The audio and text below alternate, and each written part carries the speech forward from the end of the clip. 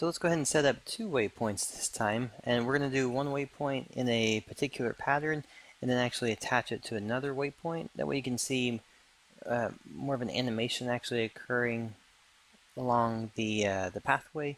So for instance, if I have this one, if I set up, we're just going to make this one kind of a simple shape here. If we set up a, we'll do 2 points. So if I do a point here and a point here, and then on the options for our path, let's see, path collider. Oh, actually, let's set up the whole shape on it. So we're going to make sure that we have our Bezier curve on this one. And then I'm going to take this shape. We'll go ahead and just do 4 points for it. This will work out good. So we'll do 4 points on this one. I'm going to do a point across here. And then we'll finish it off with a 5th point once we have these set up. Just going to do a circle on it. We have a close option, but currently I've got it turned off just for to fix a couple of things. Alright, so here we go. So we're going to set it up so that there is a circle pattern to it. And again, last shape on this one.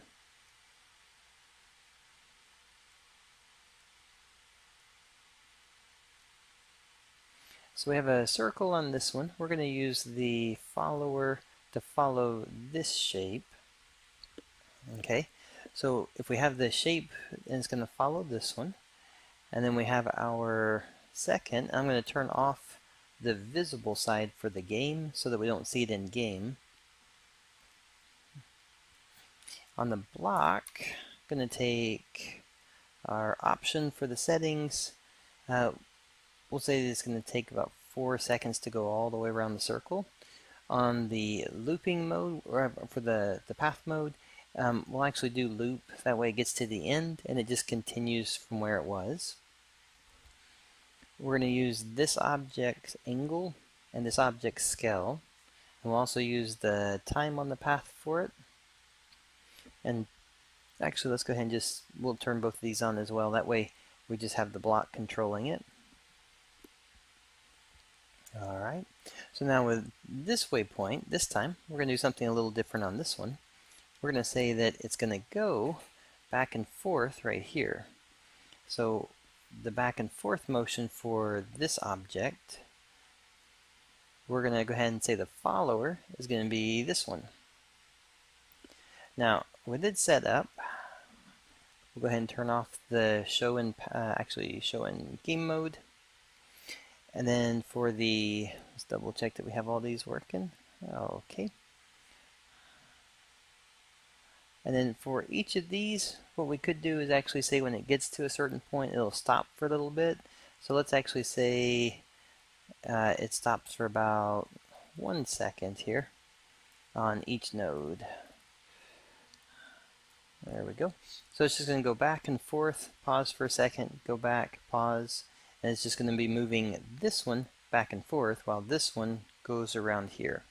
So it's going to allow you to have a, just in general terms, it's going to give you kind of a unique motion to your circle going around. That way, instead of being driven by just 1 point, it's actually being driven by 2 points. Alright, so we've got those set up. And that should do. We'll double check, but that should work out with it. I'm going to move this up just a little here. And then for the block, if you want to be able to jump on top and stay on the block, remember you can go to the parent to object and enable it. And we'll just move it up a little there. Alright. So now we have the object moving around in a circle.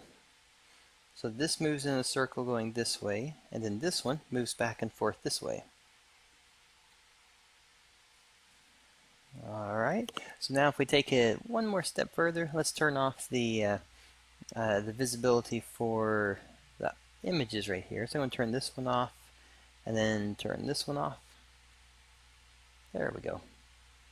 And for the block, let's actually have it go a little bit faster going around. So we'll go down to the end here.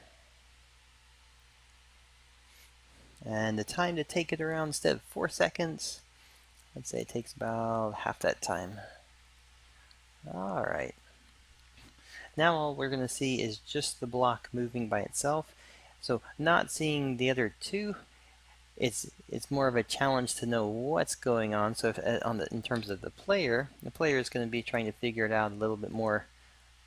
It's going to be a little bit more unique to understand the movement versus seeing the two icons where you know that it's going left and right and going back and forth. So there you go. With just 2 waypoints, you've created a very unique moving platform that you could try to jump onto and stay on.